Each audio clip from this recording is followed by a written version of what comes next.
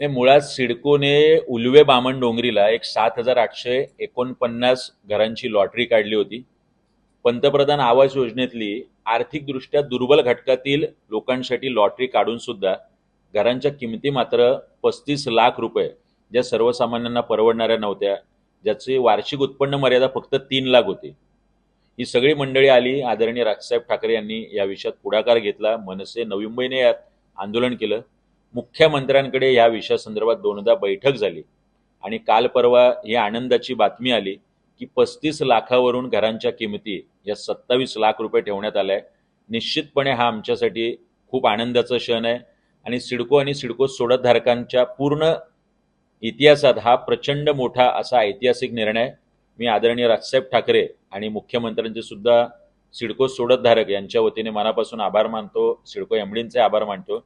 शिवाय ह्या लोकांना अलॉटमेंट देताना 8-10 दिवसांनी हा खूप मोठा निर्णय झाल्यामुळे संवेदनशील मुख्यमंत्री एकनाथ शिंदे साहेब आणि आदरणीय राजसाहेब ठाकरे यांच्या हस्ते किमान 100 प्रातिनिधिक स्वरूपात लोकांना यांच्या शुभ हस्ते ते वाटप पत्र मिळावं, अलॉटमेंट लेटर मिळावं अशी मागणी आम्ही करतोय. शिवाय 1300 लोकांनी घर परवडत नाही, 35 लाख रुपये किंमत परवडत नाही म्हणून घरं सरेंडर केली होती. या 1300 लोकांना सुद्धा परत एकदा या योजनेअंतर्गत संधी मिळावी आणि त्यांना घरापासून वंचित ठेवू नये अशी सुद्धा मागणी आम्ही आज या माध्यमातून करतोय. सॅम्पल फ्लॅट अजूनही लोकांना दाखवलेला नाही. तो सॅम्पल फ्लॅट लवकरात लवकर लोकांना जर दाखवला तर ते स्वप्नातलं घर कसं असणार आहे ही गोष्ट स्वतः सिडको सोडतधारकांना पाहायला मिळेल. या 1300 लोकांना ज्यांनी घर सरेंडर केलेलं आहे त्यांना सिडकोच्या अधिकाऱ्यांच्या माध्यमातून काही एजंट आणि दलालांचे फोन येत आहेत. मी सिडको एमडींना विनंती करतोय, हे दलाल आणि एजंट हटवा. कुठल्याही पद्धतीने 2-2, 2.5 लाख रुपये मागितले जात आहेत लोकांकडून, जी अत्यंत सर्वसामान्य आणि गोरगरीब लोक आहेत.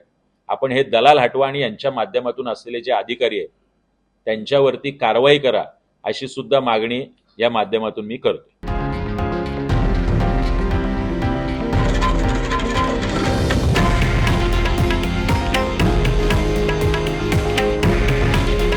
हे आहे देशातील नंबर 1 न्यूज नेटवर्क आणि आपण पाहत आहात TV9 मराठी.